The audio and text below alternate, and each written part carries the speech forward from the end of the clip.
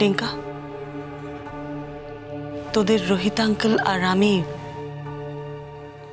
বিবাহিত জীবন কাটাতে চাই।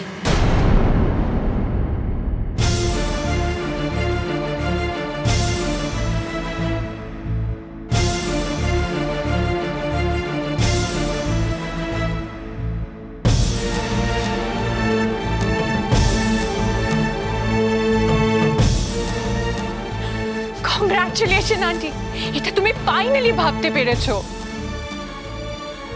অর্ণা, কি মা, তুমি যে কথাটা বলছো সেটা ভেবে বলছো? মা, তোমার কি মাথাটা খারাপ হয়ে গেল? এতদিন বোধহয় মাথাটা খারাপ ছিল রে, এখন আমি সম্পূর্ণ সুস্থ বোধ করছি। এবার আমি বলি, প্লিজ আমাকে বলতে দাও। তোমরা শোনো, তোমাদের মা আমার এই মেডিকেল রিপোর্টটা দেখার পর থেকে খুব ইমোশনাল হয়ে গেছে। কোথাও হয়তো একটা অপরাধবোধ কাজ করছে এবং সেই থেকেই কথাগুলো বলছে।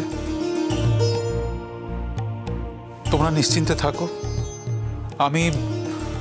আমরা এমন কিছু করব না যাতে তোমাদের অস্বস্তি বাড়ে বা তোমাদের কোনো অসুবিধা হয়। শোনো, তোমার জীবনে এখন আমার প্রায়োরিটি সবার আগে হওয়া উচিত, অন্য কারণ না। আমার ছেলে মেয়ের জীবনটা কিন্তু আমি গুছিয়ে দিয়েছি, সব কর্তব্য পালন করা হয়ে গেছে আমার, আর কিছু বাকি নেই। তোমার এই অবস্থায় আজ আমি তোমার পাশে থাকবো, থাকতেই হবে। আর যদি না থাকি আমি নিজেকে কোনোদিনও ক্ষমা করতে পারবো না। আর আমি তোমার স্ত্রীর পরিচয় তোমার পাশে থাকতে চাই, অন্য কোনো পরিচয় নয়। বলেছি তো তোমায় সেটা, এটা আমার সিদ্ধান্ত। আর এতে যদি কারো কোনো আপত্তি থাকে আমি তার সাথে কোনো সম্পর্ক রাখবো না। আর তাতে যদি সে আমার সাথে সম্পর্ক না রাখে আমি মনে করব তার সাথে আমার কোনো সম্পর্ক ছিলই না আদেও। মা, আবারও জিজ্ঞাসা করছি, যা বলছো ভেবে বলছো তো? একদিন কিন্তু এই কথাটা আমিও তোমায় বলেছিলাম, সেদিন তুমি আমায় শাসন করেছিলে। আর আজ? হ্যাঁ ডিঙ্কা, তুই বলেছিলি একদিন আমাকে। তোর কথা সেদিন আমি শুনিনি, ভুল করেছিলাম না শুনে। কিন্তু একদিন ভুল করেছিলাম বলে সেই ভুলটা আমি সারা জীবন বয়ে বেড়াবো এমন তো কোনো কথা নেই। সেই ভুলের সংশোধন আজ আমি করতে চাই। কিন্তু মা, আজ পরিস্থিতি একদম আলাদা। কিসের আলাদা বলতো? আমি তো কিছু আলাদা দেখছি না, বরং আজকের পরিস্থিতিটা অনেক বেশি জরুরি। ওনার পাশে থাকাটা অনেক বেশি জরুরি আমার জন্যে। আর আমার তো মনে হয় আজকে ওনার এই অবস্থার কথা জেনে তোমাদেরও উচিত তোমাদের রোহিত আঙ্কেলের পাশে থাকার। রোহিত আঙ্কেল, তোমার কি মত? এমনিতেই তোমার মায়ের উপর কোনোদিন আমি জোর খাটাতে পারিনি, আজও আমি পারলাম না।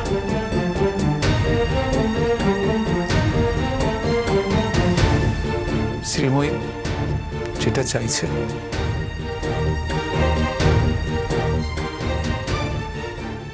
সেটাই হবে। কাজটা তুমি ভালো করলে না শ্রীময়ী। কোন কাজটা গো? তোমার ছেলে মেয়েরা রেগে গেছে।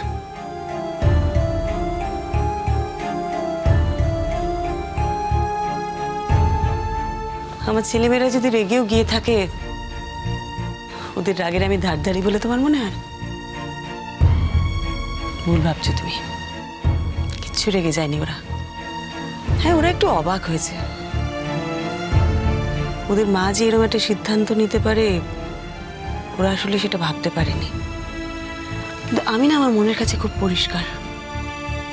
আমি যেটা করছি ঠিক করছি বলে আমার মনে হয়, কারণ আমি তো আমার সব দায় দায়িত্ব করে ফেলেছি, সব দেনা পাওনা মিটিয়ে তারপর এসেছি তোমার কাছে। আর এই যে আমি তোমার কাছে এসেছি, এটা কিন্তু নির্ধারিত ছিল, নিয়তি বলতে পারো।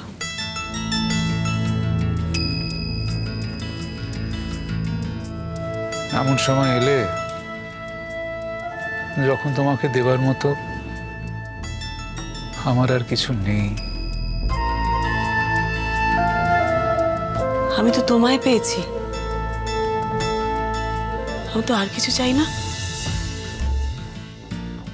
সব পাওয়া হয়ে গেছে আমার। কতবার তো বলেছি তোমাকে, সারা জীবন ভালোবাসাহীন হয়ে থাকার থেকে একদিনের ভালোবাসা আমার কাছে অনেক বেশি গুরুত্বপূর্ণ, বলেছি না? আমার না আমার ঠাকুরের উপর ভরসা আছে, জানো তো। আমি জীবনে এমন কোনো অন্যায় করিনি যাতে ঠাকুর আমাকে এত বড় শাস্তি দেবেন। জীবনে সব থেকে বেশি ভরসা যে মানুষটাকে করেছি তাকে উনি এত সহজে কেড়ে নেবেন না, আমি জানি।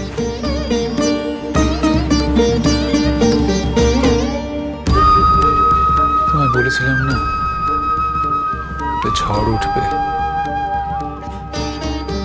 দেখো তুমুল ঝড় উঠবে, তুমুল ঝড়।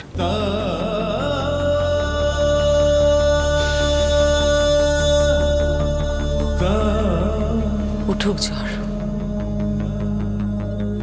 জীবনে অনেক ঝড় তো সামলেছি, এই ঝড়টাও সামলে নেব।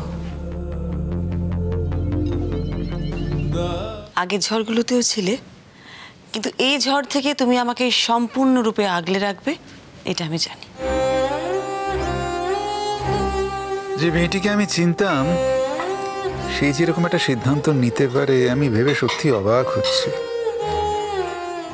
কি সেই শান্তশিষ্ট নরম সরম শ্রীময়ী পাল্টে গেছে, এটা মানতে পারছো না? না না, পাল্টানোর ব্যাপারটা নয়। দেখো, সবারই তো মাইন্ডসেট আলাদা আলাদা হয়, অবশ্য তুমি সকলের চেয়ে একেবারে অনন্য। আমি কিন্তু সবার থেকে আলাদা ছিলাম না, আমি আর 5টা মেয়ের মতনই ছিলাম, কিন্তু এখন আমি সবার থেকে আলাদা হতে চাই। আর এই পথটা তুমি আমাকে দেখিয়েছো। আচ্ছা, একটা কথা বলো তো, এই পৃথিবীতে যদি সবার সুখী হওয়ার অধিকার থাকে, তাহলে আমি কি অপরাধ করেছি যে আমার সুখী হওয়ার অধিকার নেই? যে মানুষটাকে আমি সব থেকে বেশি ভালোবাসি, তার এই সময় তার পাশে আমি থাকতে পারি না? তোমার কাছে আমার অন্য কোনো চাহিদা নেই, শুধু একটাই চাহিদা। দেখো, তোমার সুখের দিনে তো আমি তোমার পাশে থাকতে পারিনি, কিন্তু আজ তোমার এই অসুখের দিনে আমি তোমার পাশে থাকতে চাই। সারা পৃথিবীর মানুষ যদি বলে যে এটা অধর্ম, তাহলে আমি সবাইকে বলবো এটাই আমার ধর্ম। শ্রীময়ী, ওদের চোখ মুখ দেখে আমার ভালো লাগলো না,